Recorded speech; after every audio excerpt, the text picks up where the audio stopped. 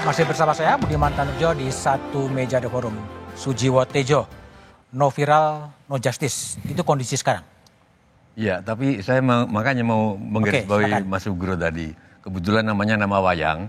Saya jadi teringat keponakannya Ugroseno itu namanya Kresna. Oke. Nah, Kresna ketika ketemu Drupadi di bumi, Drupadi ngajak nikah. Kresna nggak mau, jangan, kita nggak bisa nikah. Kita nikah di alam mimpi saja. Enggak. Ini mimpi gak nyata. Enggak, di dalam cinta mimpi adalah fakta. Oke. Maksudku, hati-hati dengan film. Kalau masyarakat emosinya sudah ke sana, film itu lebih nyata dari kenyataan. Jadi film itu, Mas Andi, ini lebih nyata, maupun dasarnya katanya cuman orang-orang kesurupan atau apapun lah ya. Itu lebih nyata. Banyak orang yang kenal istrinya 25 tahun, tapi begitu kenal bintang film hanya di film sekian detik dia jatuh cinta.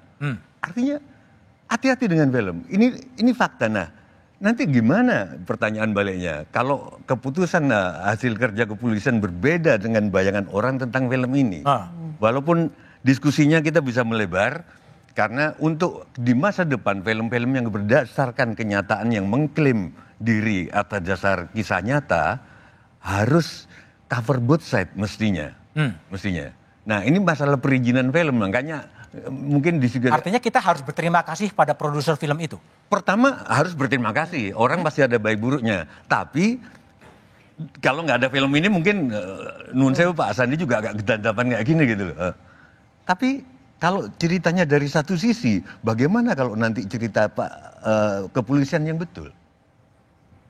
Walaupun masyarakat punya banyak memori, walaupun Gen Z enggak, tapi orang-orang tua banyak memori. Sengkon Karta, dia petani biasa loh ya, dia merampok dan membunuh.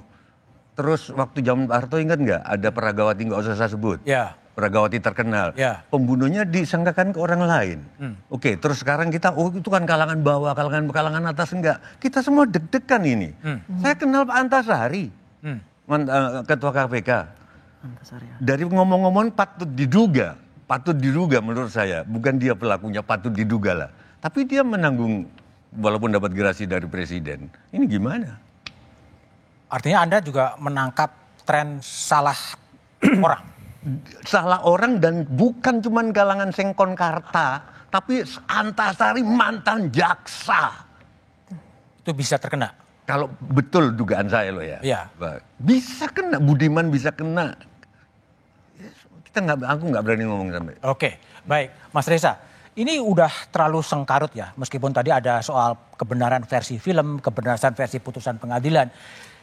Jalan keluar yang mau Anda tawarkan untuk menyelesaikan sengkarut ini seperti apa? Tetap di jalur. Menurut saya ada dua agenda besar yang perlu dilakukan oleh Polri. Sejak awal saya konsisten mengatakan mencari-cari DPO bukanlah suatu hal yang patut diprioritaskan.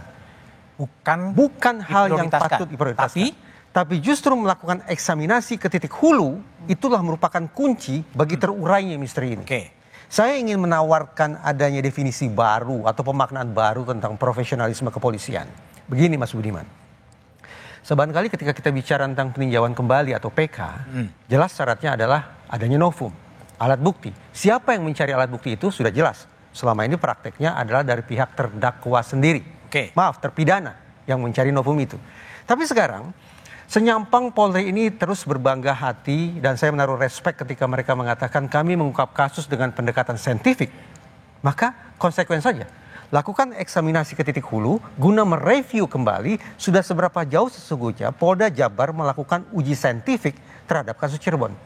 Seandainya lewat eksaminasi hulu itu disimpulkan dan diinsafi bahwa ternyata kerja saintifik tidaklah memadai, maka ini kan sesungguhnya merupakan temuan. Sehingga alih-alih menunggu terpidana mengajukan novum, justru Polri dengan kebesaran jiwanya lah membawa novum ini untuk peninjauan kembali. Tidak ada pihak yang akan dipermalukan ketika seandainya putusan PK mengatakan situasi yang berbalik 180 derajat dari nasib para terpidana saat ini. Itu poin pertama, eksaminasi ke titik hulu guna mereview proses kerja saintifik mereka. Yang kedua, sejak segmen awal kita berfokus tentang pengungkapan misteri pidananya. Tapi bagi saya agenda yang tidak kalah pentingnya adalah bagaimana kemudian Polri mengecek, menakar menguji tingkat kompetensi dan integritas para penyidik. Baik itu penyidik tahun 2016 maupun penyidik tahun 2024. Beberapa waktu lalu, sepanjang saya bisa simak di pemberitaan, Mabes Polri sudah mengirim propam untuk mengecek para penyidik 2016 dan Rudiana. Sungguh-sungguh saya menantikan pada kesempatan sekarang misalnya, Pak Sandi bisa bercerita apa temuan propam setelah memeriksa para penyidik dan Rudiana. Apakah akan memberikan apresiasi karena para penyidik dan Rudiana dianggap berprestasi, ataukah justru ingin memberikan sanksi? Entah itu sanksi terkait dengan lemahnya kompetensi sehingga mengirim para penyidik untuk sekolah lagi, ataukah sanksi terkait dengan etik, bahkan mungkin pidana terkait dengan integritas yang rusak parah. Oke, baik. Bung Saiful, tadi ada eksaminasi ke hulu yang ditawarkan oleh Mas Reza. Lalu kemudian juga ada penyidikan juga yang mengarah kepada Ibtu Rusdiana, ayah Eki yang juga mungkin terlibat cukup aktif di 2016. Apa temuan Anda soal itu? Iya, menurut kami terkait dengan poin eksaminasi tadi itu ya kurang lebih seperti kita membentuk tim pencari fakta secara independen. Itu posisi Anda ya? Karena menurut kami adalah dengan membentuk tim pencari fakta yang disampaikan oleh Pak Reza tadi jelas bahwa ini akan memulai dari titik nol. Menurut kami dengan membentuk tim pencari fakta yang mendesak kepada presiden ini dengan berbagai macam unsur. Bisa saja kalau misalnya tadi kita merujuk pada scientific crime investigation, itu bisa kita libatkan daripada penyidik beberapa lembaga, misalnya Komnas HAM,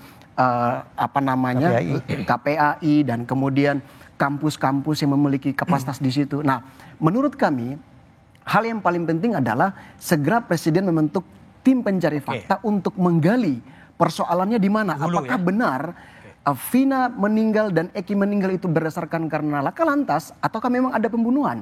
Pada peristiwanya ya? Poinnya seperti itu. Nah, yang kedua yang mau ingin kami sampaikan adalah di dalam hal melihat fakta persidangan, kami telah melakukan berbagai macam diskusi di internal menggali perkara ini.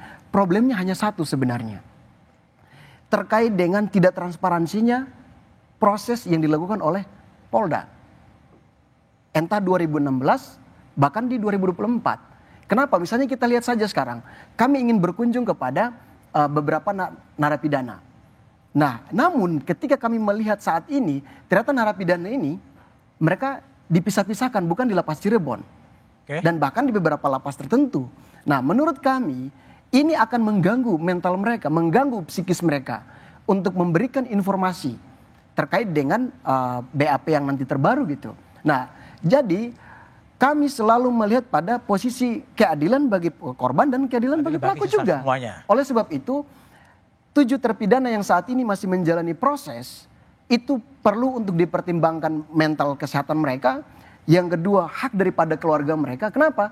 Karena keluarga mereka ingin berkunjung akan pasti jauh. Nah, poin terakhir yang kami sampaikan itu adalah ketika saya ingin kembali kasus ini viral.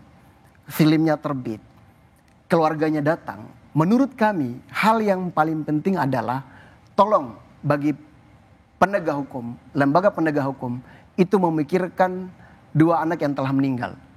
Karena menurut kami adalah 2 anak ini memiliki hak yang sama untuk dirasakan oleh para keluarga. Minimal keluarga dari pihak Vina, almarhumah, itu tahu bahwa apakah anak tersebut itu meninggal seperti apa. Apakah dibunuh ataukah memang laka lantas. Oke, baik. Pak Ugro, ada eksaminasi internal, ada usulan tim pencari fakta. Kalau menurut Pak Ugro, apakah perlu keduanya atau cukup dengan propam yang cukup menertibkan ke dalam? Ya, kalau saya kan disebut bayangkara yang tidak pernah mati. Jadi yang disampaikan sama Pak Jenderal Sandi tadi, pohon Polri ini sudah tumbuh puluhan tahun, mungkin mencapai 100 tahun ini kan sudah batangnya sudah besar, daunnya sudah rindang sebagai pelindung, pengayom dan pelayan dan pemeliharaan Kamtimas. Nah, ini ada penegakan hukum, masalahnya bukan saya anggap kecil, bukan. Ada masalah gangguan sedikit nih. Kalau gangguan sedikit nih misalnya berkaitan dengan etika profesi, selesaikan melalui etika profesi. Siapa yang ganggu? Ya, gangguan sedikit seperti kasus ini, tapi kan tidak akan mengganggu kepercayaan masyarakat terhadap Polri.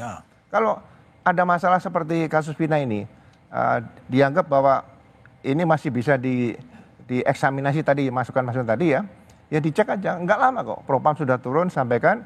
Kalau memang benar, sampaikan yang benar. Kalau tidak, sampaikan itu tidak benar. Karena justru akan meningkatkan tingkat trust publik kepada polisi ini. Jadi saya sayangkan yang sudah bagus sih jangan sampai rusak kembali. Ini tetap dipertahankan, gitu aja. Oke, baik. Mungkin Pak Sandi bisa nggak menjelaskan update perkembangan misalnya pemeriksaan atau permintaan keterangan Propam terhadap Ibtu Rusdiana itu?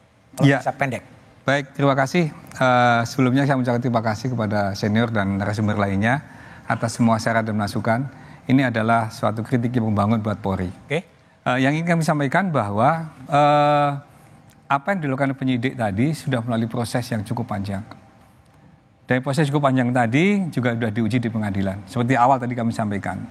Jadi kalau misalnya tadi disampaikan oleh pengacara Mas Saiful. Mas Saiful tadi sampaikan bahwa kenapa kok 2 DPO tadi kok dihapuskan. Jadi kami sudah melaksanakan rilis dan kami tadi sampaikan pada waktu tadi bahwa DPO itu sudah ditetapkan oleh pengadilan dan dari hasil pengadilan tadi sudah diperiksa ulang atau diperiksa lanjutan oleh penyidik.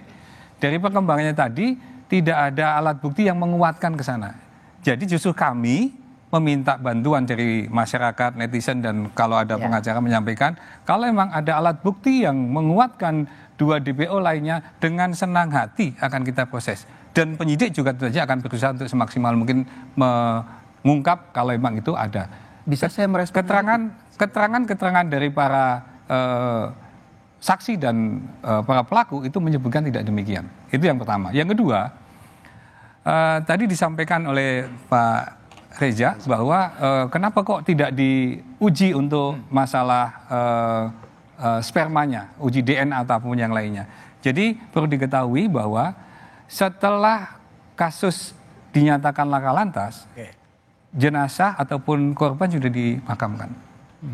Setelah 3 hari berikutnya baru ternyata ada hasil penyelidikan dari polisi bahwa itu ada dugaan pembunuhan, sehingga dimintakanlah untuk gali kubur. Dari gali kubur tadi itulah baru ditemukan semua yang tadi disampaikan itu dan sudah diperiksakan kepada ahli bahwa ternyata sudah tidak bisa dilabkan. Kemudian yang terakhir yang ingin kami sampaikan bahwa sebenarnya apa yang diusulkan tadi itu menjadi suatu pendapat yang sah-sah saja dan kami sangat menghormati semua usulan-usulan tadi. Namun yang tadi kalau memang kita memberikan penghormatan dan penghargaan kepada para korban, titik beratnya adalah ini ada korban yang meninggal. Dan ada korban meninggal tadi, ini perlu kita tindak lanjuti sesuai dengan prosesnya. Dan ada satu lagi Mas yang perlu dipahami. Kalau memang dari keluarga pengacara dari keluarga korban tadi juga memang serius untuk menaiki kasus tersebut, ini ada salah satunya adalah hasil pengadilan tadi kami sampaikan kepada waktu rilis tadi sore. Rilis tadi sore kami sampaikan bahwa ada hasil dari pengadilan di bawah pada waktu sidang pengadilan tersebut disampaikan ditanyakan oleh hakim kepada salah satu saksi, di mana saksi tersebut sempat didatangi oleh pengacara dan pengacara tersebut menawarkan sejumlah uang agar tidak menyampaikan informasi yang diketahuinya. Dan itu semua ditanya sama hakim. Ada nggak di sini pengacaranya? Ditanya, ada Pak yang itu. Nah silakan dicek kembali. Kalau memang ini menjadi fakta hukum, kalau memang ini menjadi sesuatu hal yang memang akan ditindaklanjuti bersama, berarti ada upaya untuk mengaburkan juga. Untuk mengaburkan maupun untuk menghilangkan kesaksian yang lain. Baik, jadi kasus Vina ini menjadi menarik sampai Presiden Jokowi pun kemudian meminta agar kasus ini tidak ditutup-tutupi dan diselesaikan secara transparan. Kemana arah Vina kasus Vina akan mengarah setelah jeda berikut ini?